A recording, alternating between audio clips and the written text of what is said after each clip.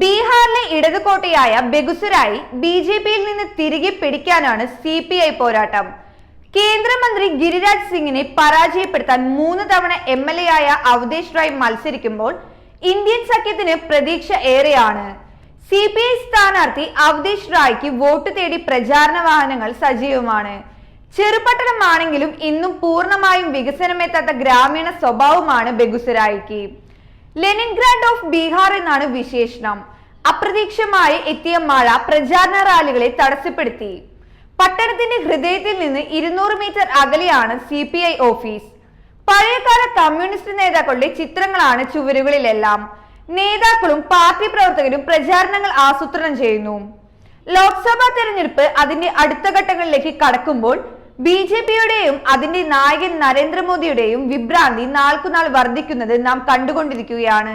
ഇല്ലാത്ത കാര്യങ്ങൾ പറയുകയും ചർച്ച അതിന്റെ വഴിയിലൂടെ നയിച്ച് യഥാർത്ഥ പ്രശ്നങ്ങളിൽ തമസ്കരിക്കുകയും ചെയ്യുന്നത് തുടക്കം മുതൽ അദ്ദേഹത്തിന്റെ ശൈലിയായിരുന്നു.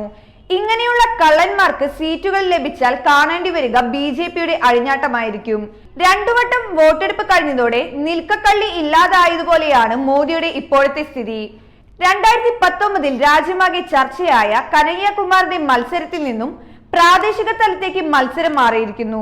കനയ്യകുമാറിന് പ്രാദേശിക പിന്തുണ കിട്ടിയില്ലെന്നും ഇത്തവണ ഇന്ത്യ സഖ്യത്തിന്റെ രൂപീകരണം വിജയം നൽകുമെന്നും സി.പി.ഐ സ്ഥാനാർത്ഥി അവധേഷ് റായ് പറഞ്ഞു. മണ്ഡലത്തിന് പുറത്തു നിന്ന് വന്ന് വിജയം നേടിയ ഗിരിരാജ് സിംഗിനെ മറികടക്കുക അസാധ്യമല്ല എന്ന് സി.പി.ഐ നേതാക്കൾ കരുതുന്നു.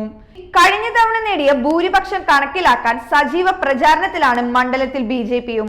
കഴിഞ്ഞ തവണ സി.പി.ഐയും ആർ.ജെ.ഡിയും കൂടി നേടിയ വോട്ട് നേടിയാലും പിന്നെയും ഏറെ മുന്നോട്ട് പോകണം ബെഗുസരായിക്ക് പിടിച്ചു നിൽക്കാൻ.